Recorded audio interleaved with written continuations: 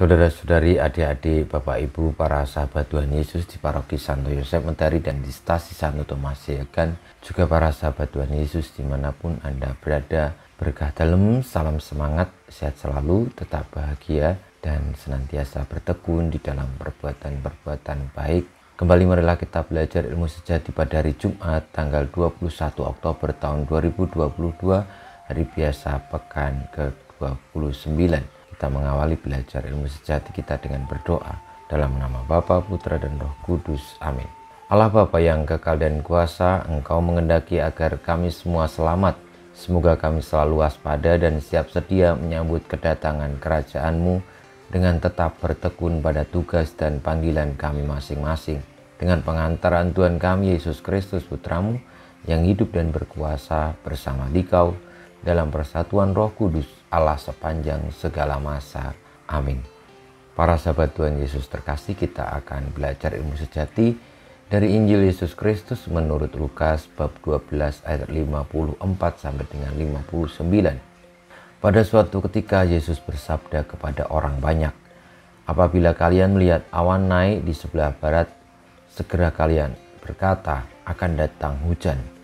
Dan hal itu memang terjadi. Dan apabila kalian melihat angin selatan bertiup, kalian berkata, hari akan panas terik. Dan hal itu memang terjadi. Hai orang-orang munafik, kalian tahu menilai gelagat bumi dan langit, tetapi mengapa tidak dapat menilai zaman ini? Dan mengapa engkau tidak memutuskan sendiri apa yang benar? Jika engkau dan lawanmu pergi menghadap penguasa, berusahalah berdamai dengan dia selama di tengah jalan. Jangan sampai ia menyeret engkau kepada hakim, dan hakim menyerahkan engkau kepada pembantunya, dan pembantu itu melemparkan engkau ke dalam penjara. Aku berkata kepadamu, engkau takkan keluar dari sana sebelum melunasi hutangmu.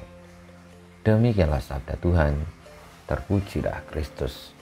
Para sahabat Tuhan Yesus yang terkasih, sabda Tuhan yang kita dengarkan tentang kritikan Tuhan Yesus terhadap mereka yang bisa menilai gelagat alam tetapi tidak bisa menilai zaman yang tengah dijalani oleh orang-orang itu adalah sebagai kritikan juga terhadap kita, bagaimana ilmu pengetahuan senantiasa belumlah cukup untuk bisa memahami kehendak Allah yang hadir di dalam misteri-misteri kehidupan ini.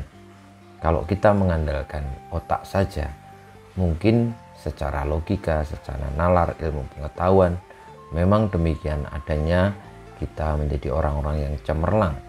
Tetapi seringkali kita lupa bahwa ada dimensi lain selain logika dan juga ilmu pengetahuan, yakni dimensi rasa, dimensi kehendak, dimensi misteri ilahi, dimensi iman.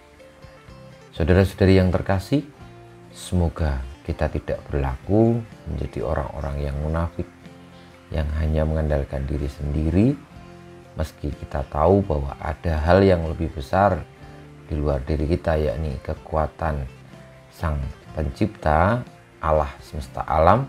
Namun kadang-kadang kita tidak mau mengakuinya dan hanya mengandalkan otak kita sendiri.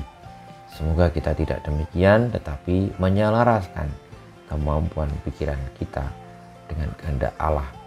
Sehingga sebagaimana Tuhan Yesus yang juga sabdakan tadi, ketika ada kita bermasalah dengan saudara kita, baiklah kita berdamai. Artinya berdamai adalah menyelaraskan diri dari apa yang kita miliki, kita mampu perjuangkan, dan juga kemampuan diri dengan kehendak Allah, supaya kita sungguh-sungguh mengerti bahwa dalam dunia ini tidak hanya soal pengetahuan dan akal budi, tetapi juga soal rasa hati, kehendak, dan juga iman. Kita mohon berkat Tuhan. Kemuliaan kepada Bapa dan Putra dan Roh Kudus, seperti pada permulaan sekarang, selalu, dan panjang segala abad. Amin.